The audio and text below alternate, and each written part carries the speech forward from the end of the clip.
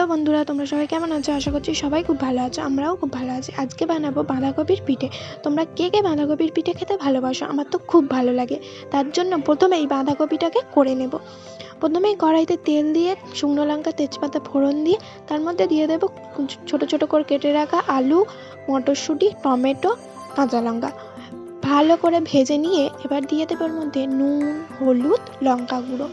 আবারও কিছুক্ষণ ভালো করে কষিয়ে নেব। কষানো হয়ে গেলে এবার এর মধ্যে দিয়ে দেব আদা বাটা।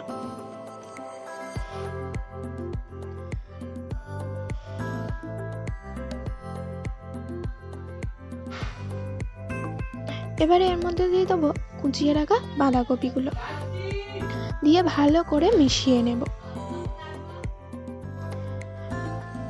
বাঁধাকপিটা ততক্ষণ হতে থাক, ওদিকে চালগুড়িটাকে মেখে নিই। এখানে 200 গ্রাম সুজি ও 500 গ্রাম চালগুড়ি নিয়েছি। নুন দিয়ে ভালো করে মিশিয়ে নিয়ে ফুটন্ত গরম জলে ভালো করে মাখিয়ে এরকম একটা ডো তৈরি করে নিয়েছি। এদিকে বাঁধাকপিও রেডি। এবার ওপর থেকে জিরে গুঁড়ো আর ঘি ছড়িয়ে নামিয়ে নেব। ওই ডো থেকে বড় বড় লেচি কেটে এরকম বড় বড় গোল পাকিয়ে নিয়েছি।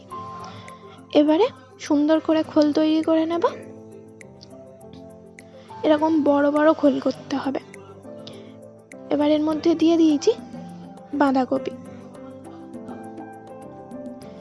এবার ভালো করে মুড়ে নেব।